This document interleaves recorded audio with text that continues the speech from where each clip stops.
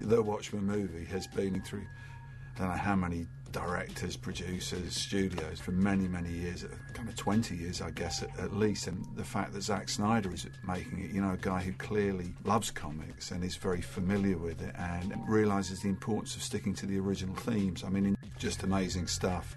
He's stuck as closely as he can to what we put in the original comic book and played the strengths of that rather than just taking a bunch of characters and making a generic movie. It's been quite a while since we actually did Watchmen, and even today, looking around the set, I've seen things that I'd forgotten about, where people go, oh, you remember this is the bit where, oh yeah, that's right, yeah, I remember it very clearly now.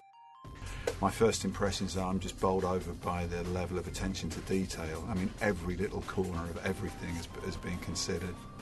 You know, when you draw something from your imagination, you have a model in your head that you draw from and you try and interpret in a kind of a misty kind of impression of a picture. This is like seeing that picture crystallised into reality. It's just incredibly exciting, not only to see things but to touch them. You know, I was wandering around and I looked at set dressing, the things that are there in the background and probably won't even be noticed. It's been incredible amount of care put into those.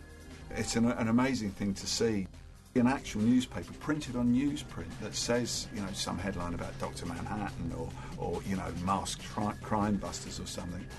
I mean, it's just fantastic for somebody who lives in their imagination a lot of the time. It was really interesting to see on the set how the colours that we used in Watchmen had been translated to the big screen. The palette that we went for was not the usual comic book palette. The usual comic book palette is blue, red, yellow, the primary colours. And what we went for was the secondary colours, you know, the purples, the greens, the oranges. And I think that, you know, made Watchmen distinctive. And I think the fact that that's been carried through to the movie version, it doesn't look like just another comic book movie. It's another one of these pinch me moments, like, am I really looking at this, you know? It is like a fully realised, crystallised dream. I've got a feeling with the movie that, you know, experts in their field have been used in so many of the things, and just the level of detail and texture in that's going to have people running it over and over again on their DVD machines. And to actually literally live in your imagination, to actually see these things become solid in the world, it's just incredibly exciting. Probably one of the most exciting experiences I've had connected with comics.